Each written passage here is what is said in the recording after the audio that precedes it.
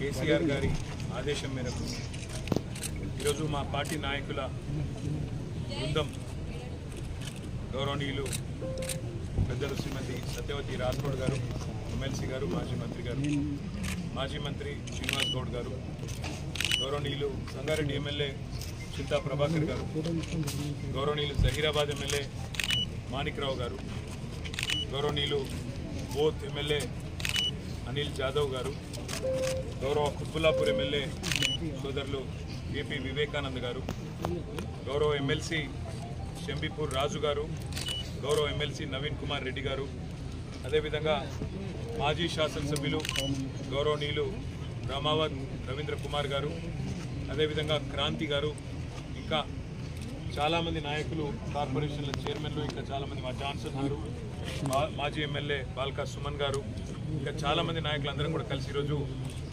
లగచర్లలో జరిగిన నిరసనలో సమిధలుగా మారిన పేదలు ఎవరైతున్నారో తమ భూములు తమకే ఉండాలి, మార్కెట్లో 60-70 లక్షల ఎకరానికి ఉన్న భూములు ప్రభుత్వం అడ్డికి పావు షేరుకు రియల్ ఎస్టేట్ దందా చేసేందుకు గుంజుకుంటామంటే, మాకున్న జీవితాన్ని లాగేసుకుంటామంటే, ఉన్న మొత్తం జమీన్ అంతా గుంజుకుంటామంటే అట్లెట్లా ఒప్పుకుంటామని చెప్పి 9 నెలలుగా పోరాటం చేస్తున్న లగచర్ల, అకీంపేట, ఆ పక్కనే ఉండే 2 తాండాల అన్నదమ్ములు, ఆడబిడ్డలు నిన్న మొన్న ఈరోజు వరుసగా రాష్ట్రం మొత్తం చూస్తుంటే రోధిస్తున్నారు, ఆక్రోశిస్తూ ఉన్నారు.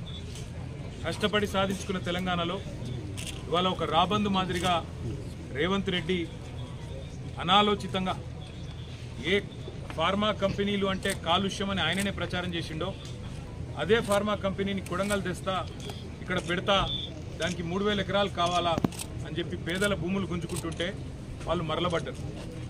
వాళ్ళు మరలబడితే 9 నెలలు వాళ్ళు పోరాటం చేసినా ఎవడూ పట్టించుకోకపోతే అధికారులు వస్తే వాళ్ళు నిరసన చెప్పినారు. నిరసన చెప్తే అందులో చాలా దుర్మార్గమైన పరిస్థితి. ఇవాళ మేము ఇక్కడ ఉన్న 16 మందిని కలిసినాం. వాళ్ళల్లో ఒక ప్రభుత్వ ఉద్యోగి ఉన్నాడు, ఒక పంచాయత్ సెక్రటరీ సోదరుడు పేరు రాఘవేంద్ర యాదవ్. ఆ తమ్ముడు చెప్తున్నాడు, అన్నా నేను ఇది మరి వీళ్ళు ఎట్లా పనిచేస్తున్నారో నాకు అర్థం కావట్లేదు. నేను ప్రభుత్వమే చెప్పిన కులగణన అనే కార్యక్రమంలో దినమంతా పాల్గొన్నా, వచ్చి ఆ సంఘటన జరిగినప్పుడు అక్కడ లేను. సాయంత్రం మొత్తం వేరే మండలంలో పాల్గొని నేను ఇంటికి వస్తే సాయంత్రం నన్ను గుంజుకపోయినారని చెప్తా ఉన్నాడు. ఇంకొక తమ్ముడు ఇంకా దారుణం. అదైతే అసలు ఆయనకు సంబంధం లేదు, ఆయన ఎక్కడో వనపర్తిలో ఐటీఐ చదువుకుంటున్నాడు. ఆ పిల్లోడు ఒక గిరిజన పిల్లగాడు. ఆయన బస్సు ఎక్కి వనపర్తిలో ఈ సంఘటన జరిగిన తర్వాత మా ఇంటోళ్ళు ఎట్లున్నారో అని చెప్పి సాయంత్రానికి చేరుకున్నాడు. సంఘటన అంతా అయిపోయిన తర్వాత ఆయనను పట్టుకుపోయి ఈరోజు జైల్లో తీసుకొచ్చి పెట్టినారు. మేము అడిగినాం ఏం జరిగింది అని. ఏం జరిగింది అంటే వాళ్ళు చెప్పేది ఒకటే, అన్న మొత్తం 60-70 మందిని మొదలు అరెస్ట్ చేసినారు, 2 DCMలలో ఎక్కించుకొని తీసుకొని పోయినారు. మా దుద్యాల మండల కాంగ్రెస్ పార్టీ అధ్యక్షుడు ఆయన పేరు శేఖరు, ఆయన అనుచరులు కూడా ఈ దాడిలో పాల్గొన్నారు.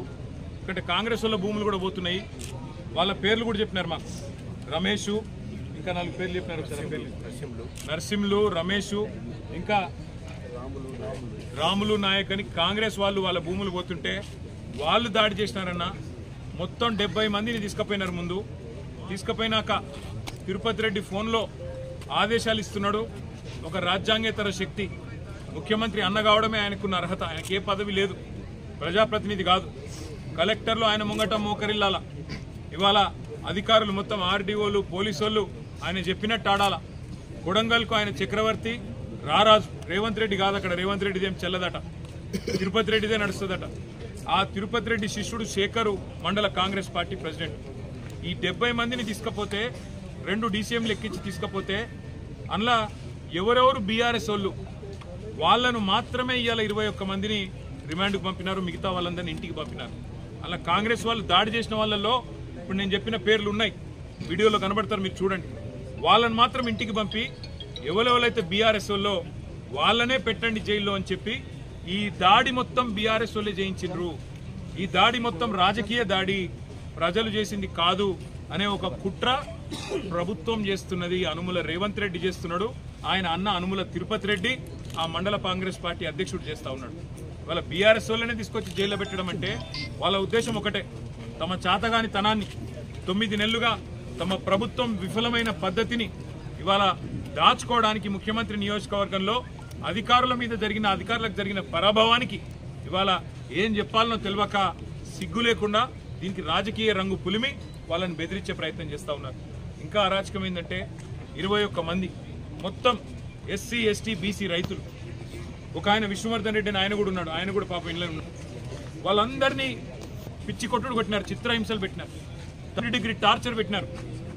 కొడంగల్ సిఐ, కొడంగల్ ఎస్ఐలు, వికారాబాద్ ఎస్పీ ఆయన పేరు నారాయణ రెడ్డి, వీళ్ళంతా కలిసి వీళ్ళను చిత్రహింసలు పెట్టినారు. 3 గంటలు కొట్టినారు. ఒక్కొక్కరిని చూస్తూ ఉంటే ఇప్పుడే మా అక్క చెప్పినట్టు కాళ్ళు చేతులు కమిలిపోయి ఉన్నాయి. మేము అడిగినాం, మరి ఎందుకు మెజిస్ట్రేట్ ముంగట చెప్పలేదు, కొట్టినాడు ఎందుకు చెప్పలేదు అన్నాం. మీరు చెప్తే మళ్ళా కొడతాం, మీ ఇంటికి పోయి మీ ఇంటోళ్ళని కొడతామని చెప్పినారు. మిమ్మల్ని మళ్ళా కొడతాం, జైల్లో కొడతాం, ఇంటికి పోయి మీ ఇంటోళ్ళని కూడా కొడతామని చెప్పినారు. ఎంత అమానవీయంగా, ఎంత క్రూరంగా అంటే ఇంటి మీదకి వీళ్ళనేమో జైలుకు పంపినారు.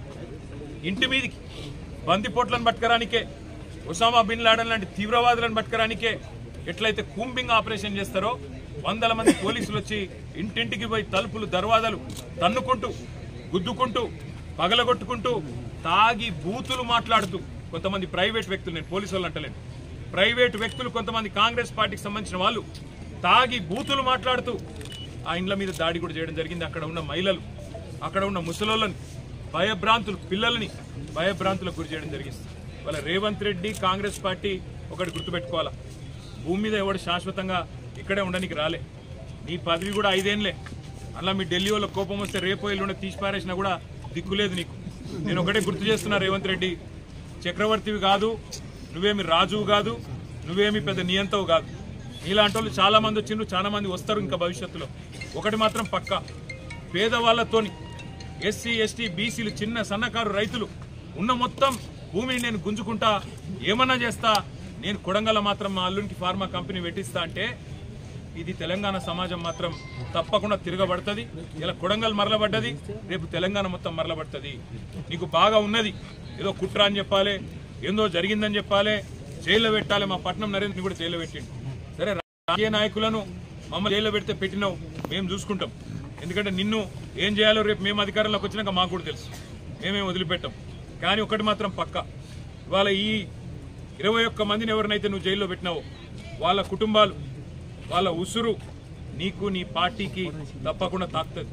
ఏ పేద ప్రజల ఓట్లతోనైతే కొడంగల్ గెలిచినవో, ఏ పేద ప్రజలకైతే 420 హామీలు ఇచ్చి 6 గ్యారంటీలు 100 రోజులని నమ్మబలికి అఫిడవిట్లలో సంతకం పెట్టి గెలిచినవో, ఇలా వాళ్ళ ఉసురు పోసుకుంటున్నావు చూడు, తప్పకుండా వాళ్ళ ఉసురు నీకు తాకుతుంది.